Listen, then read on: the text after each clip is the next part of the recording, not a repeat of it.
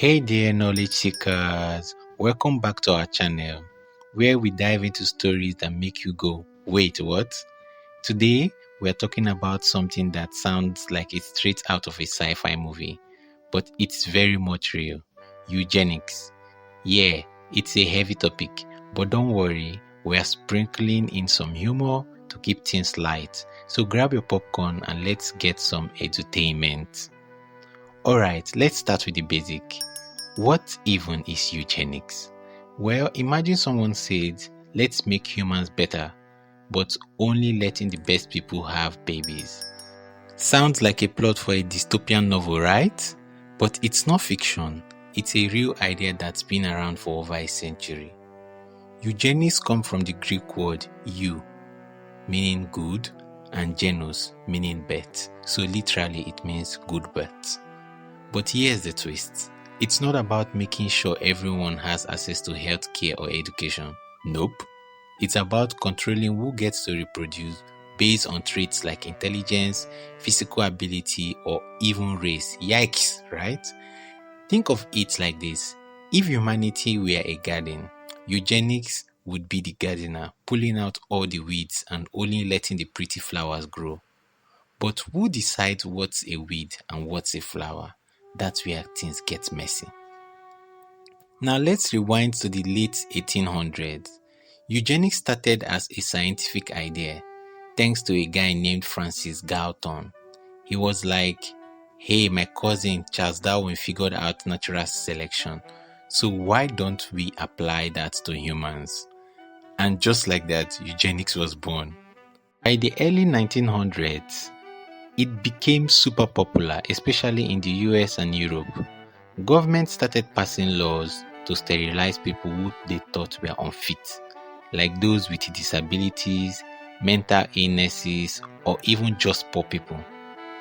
It was like a real-life version of survival. But instead of voting people off their land, they were voting them out of the gene pool. And then things took a dark turn in the 1930s and 40s. The Nazis took eugenics to a whole new level of horror with their idea of a master race. Spoiler alert, it didn't end well. Now let's meet the stars of this story. First up, Francis Galton, the OG eugenics. He was like the Steve Jobs of bad idea, innovative but problematic. Then there's Margaret Sanger, the founder of Planned Parenthood. Now, she did a lot of good work for women's health, but she also supported eugenics, which is a major stain on her legacy. And of course, we can't forget Adolf Hitler. He took eugenics to a whole new level and turned it into a nightmare, using it to justify the Holocaust. It's like he saw a terrible idea and said, hold my beer. Fast forward to today, and you might think eugenics is a thing of the past, but nope, it's still lurking in the shadows. With advances in genetic engineering, we can now edit DNA with tools like Cypher. It's like playing The Sims, but with real people. Some scientists are using this technology to cure diseases, which is amazing, but others are like, what if we could design babies with blue eyes and super strength? And that's where the ethical questions come in. Are we playing God? Or are we just trying to make the world a better place? It's a fine line, and honestly, it's kinda terrifying. Alright, let's tackle the big question. Is eugenics moral or immoral? On one hand, who wouldn't want to eliminate genetic diseases? That sounds great, right? But on the other hand, who gets to decide what's desirable? History has shown us that when humans try to play genetic matchmaker, it usually ends in disaster. It's like giving a toddler a chainsaw. It's bound to go wrong. Plus, it raises a huge question about equality and human rights. Should we really be judging people based on their genes?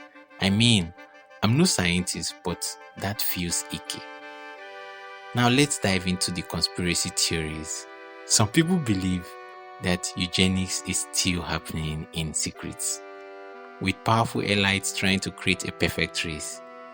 It's like the Hunger Games, but with more lab coats and less Jennifer Lawrence. Is there any truth to it? Probably not. But it's a reminder of how dangerous these ideas can be when they fall into wrong hands. So while we might not have secret eugenics lab that we know of, it's still something we need to be aware of. So there you have it, the story of eugenics.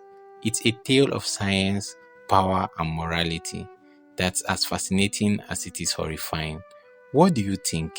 Is genetic engineering the future? Are we playing with fire? Let me know in the comments below. And remember folks, humanity isn't perfect, but maybe that's what makes us beautiful. Until next time, stay curious, stay kind, and don't forget to like and subscribe. See you all.